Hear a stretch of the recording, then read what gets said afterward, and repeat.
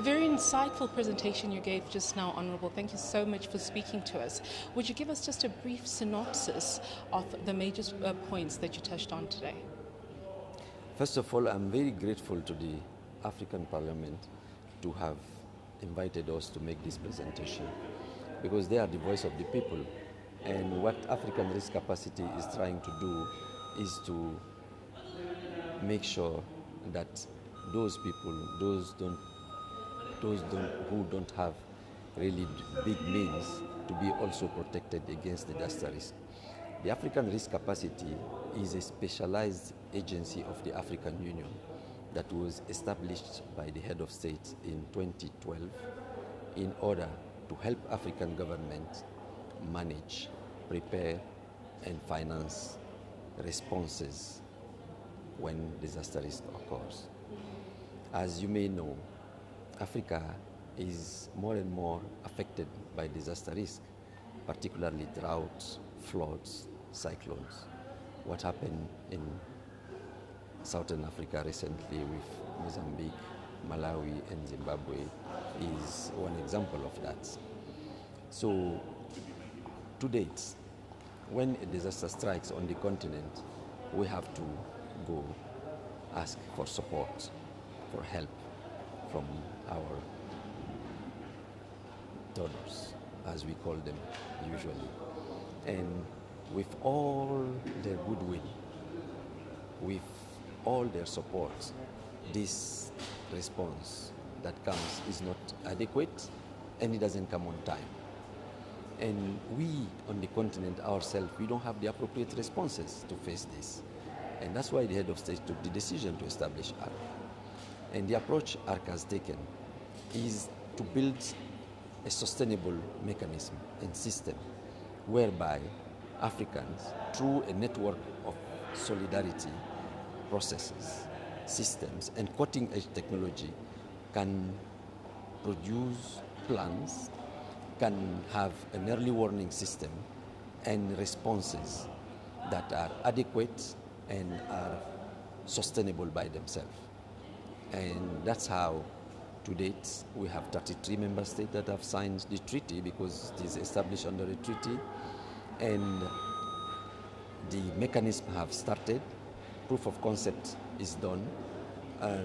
Many countries have received payout through the insurance they have taken with our insurance company, African Capacity Company Limited. And to date, we have issued policies for a coverage of over $500 million. It means that if we had problems up to $500 million, the African risk capacity in those countries that have subscribed could respond easily. Honorable Mohamed, you spoke of handling the crisis when it happens, but you know how they say prevention is better than cure, and only so much can be done. In terms of that, what recommendations do you have that governments can put in place to mitigate disaster when it comes into play, unfortunately? Unfortunately, climate change is here and is impacting more and more, both in terms of magnitude but also in frequency. So therefore, we have to be prepared. And the best way to prepare is really to adapt. It means that we have to be ready to have like seeds that are better for drought. We have to be ready to have water control and so on and so forth. But despite those preparations, you can always have a disaster. And disasters can be from different perils. And so therefore, you need to understand, first of all, your risk profile. And we in ARC can help countries to understand their risk profile. What does it mean? It means, what kind of risk can affect my country? Is it drought? Is it flood? Is it cyclone? Or is it combination of these? That's number one. Number two, if that is the situation, how many people can be affected with those perils?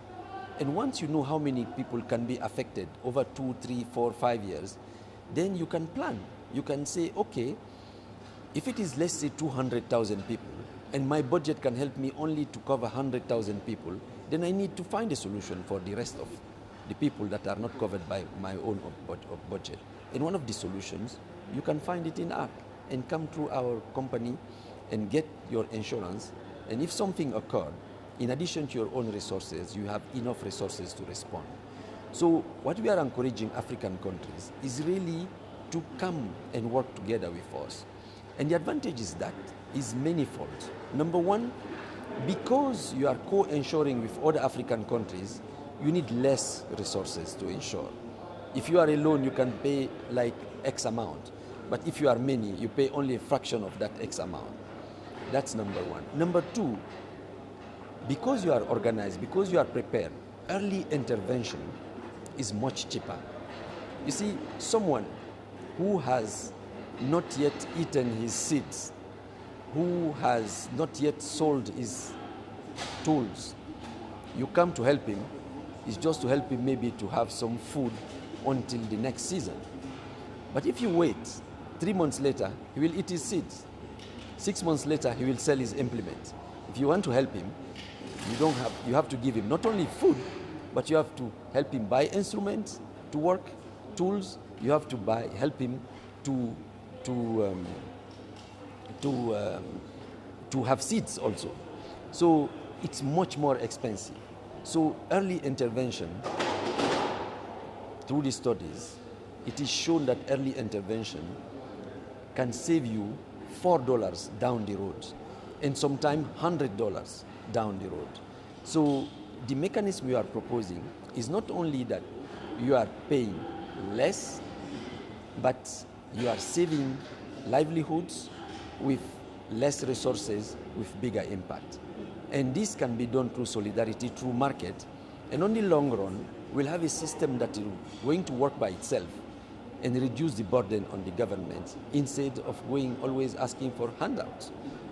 I think that's what Head of State wanted by establishing ARC in 2012, and we are moving towards that.